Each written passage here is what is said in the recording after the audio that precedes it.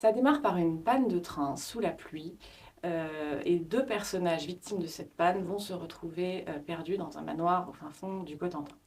La cohabitation s'annonce difficile jusqu'à ce qu'ils découvrent une correspondance dissimulée dans des boiseries. Et cette correspondance porte une signature prestigieuse puisqu'il s'agit de Barbé d'Aurevilly. Alors, qui est cette femme séquestrée dont il est question dans la correspondance et pourquoi ces lettres ont-elles été dissimulées?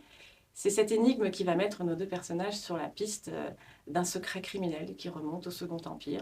Ils vont unir leurs forces et ils vont remonter l'histoire, le temps, sur les traces de Barbé d'Aurevilly, des combats de la Commune, pour élucider le mystère de cette femme recluse. Alors l'idée de ce livre, c'était au départ de rendre hommage à un auteur que j'aime beaucoup et à une région que j'aime énormément. Barbé d'Aurevilly, pour moi, c'est un auteur qui a compté dans ma vie. Je voulais le faire à travers un polar parce que je trouve que c'est un petit peu le précurseur de ce genre. Il a écrit des nouvelles très noires, des nouvelles très sombres pour l'époque et qui nous parlent encore aujourd'hui.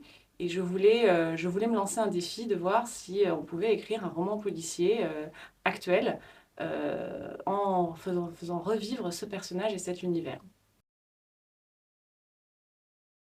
On a un duo de personnages que tout oppose, en réalité, puisqu'on a un vieil écrivain bourru, un petit peu qui en veut au monde entier, en fait, qui a raté beaucoup de choses dans sa vie, qui est assez aigri, mais qui est très intelligent.